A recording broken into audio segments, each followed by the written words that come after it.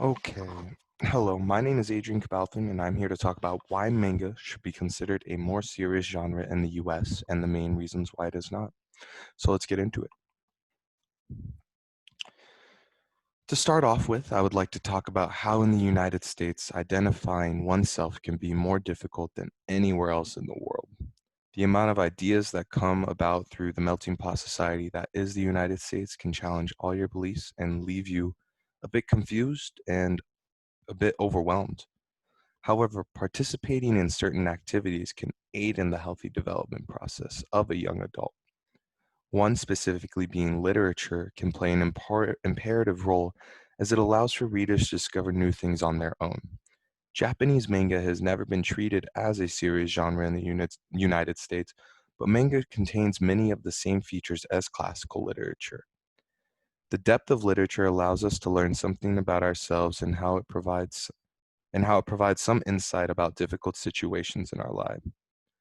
Manga, just as classical literature, both give insights to helping young adolescents in the development of their personal identity. There are six focal points that every young adolescent should focus on when trying to gain or develop a healthy identity. The first being developing a self identity in the light of physical changes, or becoming comfortable with your physical appearance. The next is developing a gender identity, which is understanding your sexual preferences or in general just understanding yourself to a certain extent. The next is gaining a degree of independence from your parents. After it's accepting or rejecting adult values, which is more of their responsibilities of being adult or the mature aspect of being an adult. The next is shaping up to an occupational role or finally finding a job. And lastly, developing and extending friendships. So, I'm going to be starting with developing a gender identity. So, in the United States and Japan, they both have different approaches to certain topics that would be treated as taboo or forbidden to young developing minds. Nudity has always been a touchy subject in the US, but in Japan, nudity is part of life and does not have much stigma attached to it.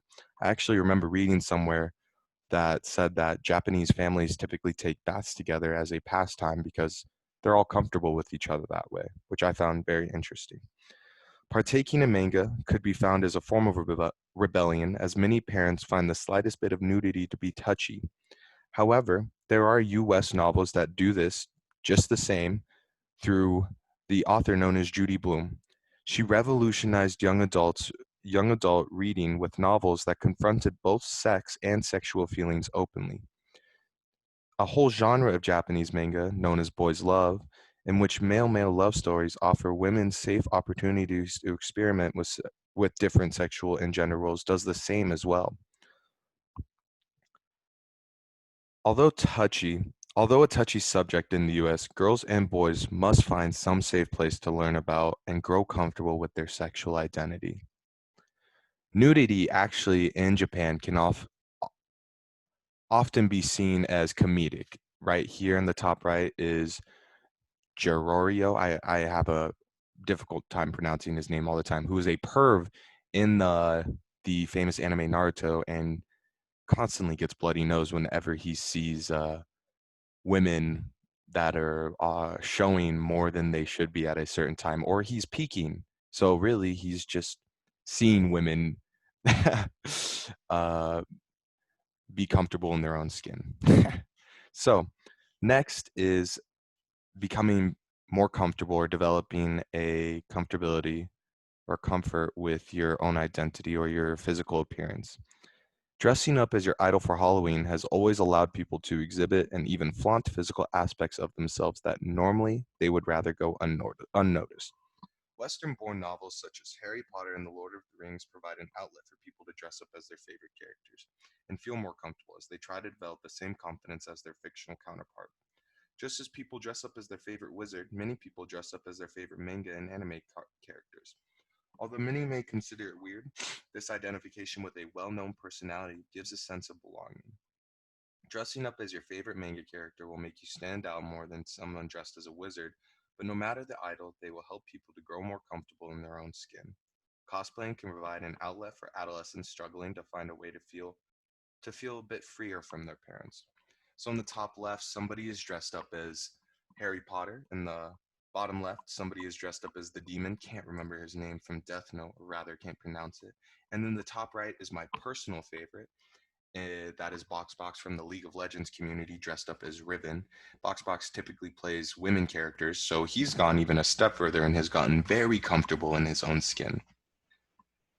Lastly, similar situations, or really um, extending your friendships and trying to make friends, because friends help you grow as an adolescent through the ideas they may offer you, and you may have to spend time rationalizing them and understanding them. So in the anime, or in the picture to the right, is an anime slash manga known as The Eighth Son, Are You Kidding Me? The main character in the middle, the protagonist, Well, is transported off to a future world as the eighth son in a royal family. And as the eighth son, you're not left with very much. However, he is a mage and has godly abilities that everybody would like, really, because they're very rare. So he goes off to an adventuring school to explore the world that he has been just sent to, and is trying to make friends now because he's never had a friend growing up. However, the people at the academy are a bit intimidated by him because he is so powerful, but he really just wants to be friends with them. So there's a silly situation in which both want to be friends with each other, but none of them really pull the trigger. And so he eventually goes out and he says, I've had enough. And he finally communicates with them, and they all become friends, and they even end up following Well and becoming a part of his party. So this anime can help people, maybe not going through the same situation, but really just at least give them the confidence that there's nothing wrong with just walking up to some people and saying, "Hey, so what's up with you guys?" And so yeah, the anime manga can help you do the same exact thing, or help you become the same way, or become or develop a better personality or identity. In conclusion, both boys and girls in the US struggle with many things, especially trying to find safe outlets to explore the changes in their emotions, bodies, and other changes adolescents struggle with. Manga can provide a safe environment to explore these touchy issues that we would normally find ourselves embarrassed to have an open discussion about. Both girls and boys struggle with separating from themselves, but they also have their own difficulties specific to their gender. Boys becoming young men do not know the first step in handling relationships with women, and girls who want to go beyond typical gender roles need advice and knowledge on paths becoming young women. Manga provides all of this and then some to its readers, and deserves a place in U.S. literature, less as a childish fantasy realm, but as a serious genre that can aid anyone in a variety of situations. Now, the reason it appears through my research that manga isn't considered a serious genre is because Western culture finds many topics in manga to be either a bit too much, or in some circumstances not to be serious enough, and in others to be too vulgar. Certain topics in America that would be considered taboo are not in Japan, and that scares many people in the West.